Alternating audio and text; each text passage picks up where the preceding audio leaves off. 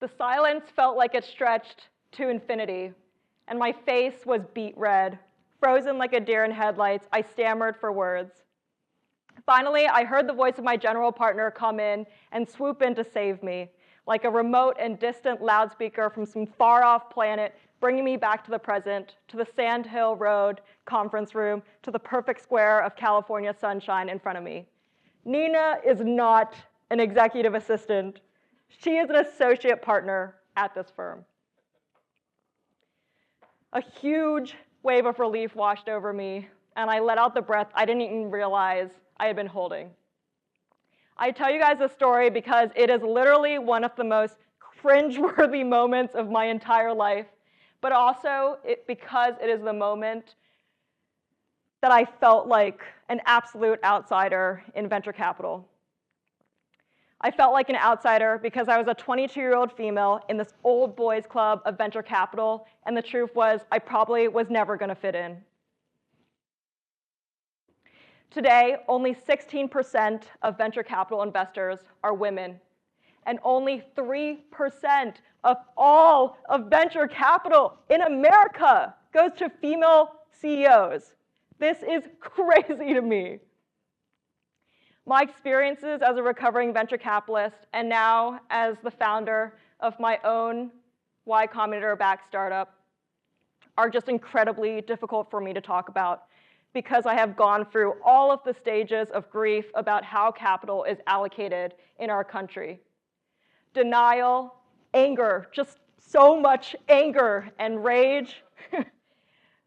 How is it that this group of just incredibly well-meaning people who are my friends, who are my mentors, could yield such systematically unequal outcomes?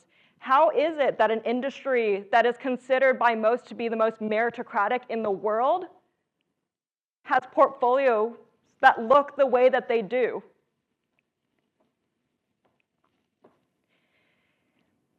And finally, I circled back to optimism.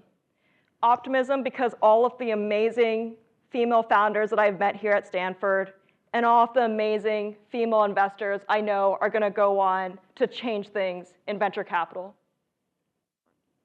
I'm here to help you skip all of those stages of grief that I went through and jump to that optimism part as well. I want to start by just talking about some of the biggest reasons I think exist for this persistent gap in funding. The first is the pipeline problem, but probably not in the way that you think. Yes, women only get 20% of the computer science degrees in this country. But the real problem is that we are using that as a pipeline to figure out who gets funded. This outdated investment criteria that technical chops are somehow a prerequisite for being a startup CEO is absolute bullshit. We need to get rid of these archetypes we have in our head of what an ideal startup founder looks like. Having moved to the operator side now, I can tell you there is an enormous laundry list of things that you need to be a great CEO. Nowhere on that list is knowing how to write a single line of code. And we need to make sure that women are not opting themselves out because they don't check off all of these boxes.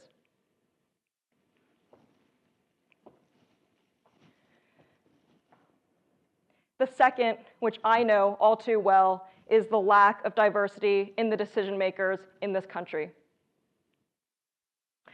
It's funny how the people that you happen to trust just look a hell of a lot like you, and all of those original early stage venture capital decisions are built on trust. One thing I learned in venture capital is that sourcing is often playing basketball with your Harvard fraternity brothers. The people that you trust just happen to look a hell of a lot like you. Maybe they went to the same schools as you. Maybe they were in the same fraternity. You have to check those types of things. The last is unconscious bias. In an HBS study published in 2017, researchers found that when women walk in for a pitch, they are way more likely to get questions that are about the potential risks of the business versus the potential gains, even when giving identical pitches as a male CEO. As a result, even when women are given the opportunity to pitch, they often are overlooked. This is equivalent to asking one set of Yelp reviewers, in what way was your food Michelin star, and asking a different set of Yelp reviewers, in what way did your server screw up your meal? The real world is obviously a lot more subtle than that. But all of us have these unconscious biases that impact the way that we make decisions in this world. I wanted to take a moment to just reflect on why this matters so much in the world. Venture capital is a tiny industry, but it is an important gatekeeper to the types of ideas that end up existing in this world.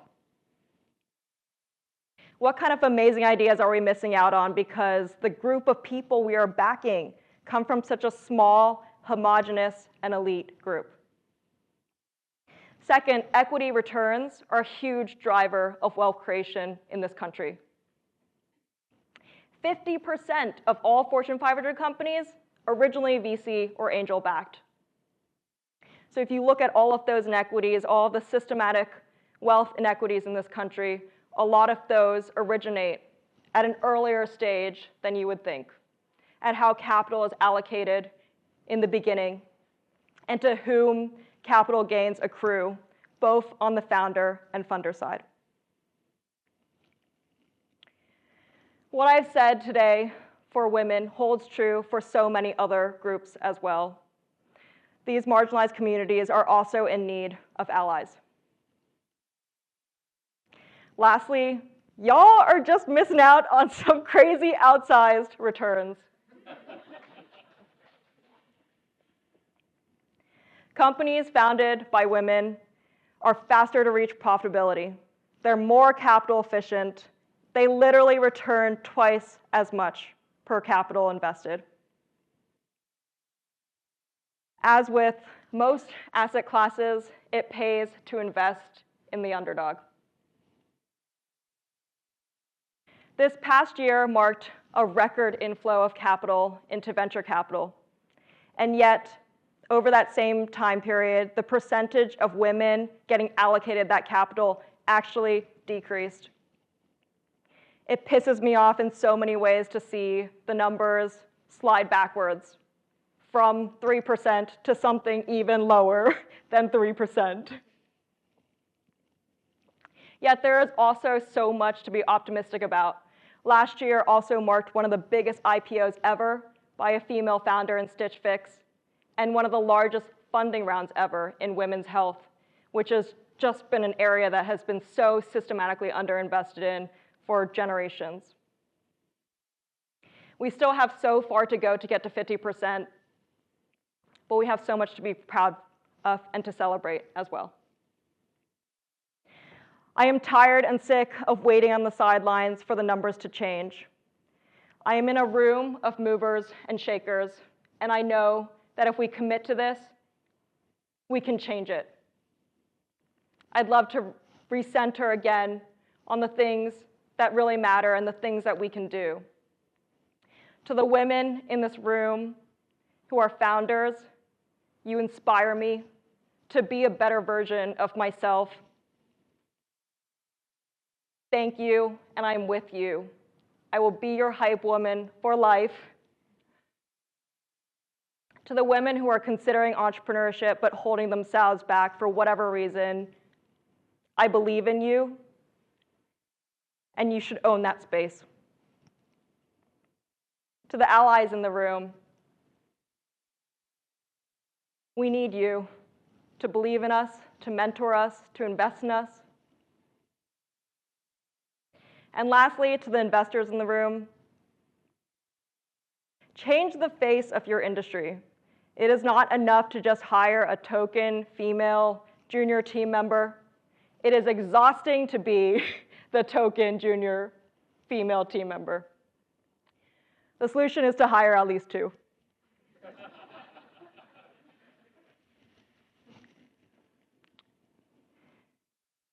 But recognize that you will need to mentor them.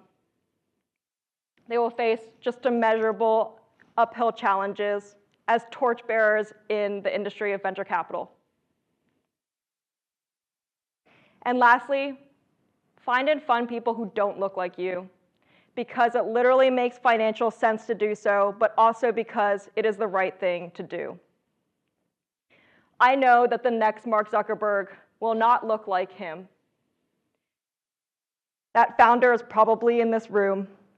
Go be her, go work for her, or go fund her, because I know she will return your entire fund. Thank you.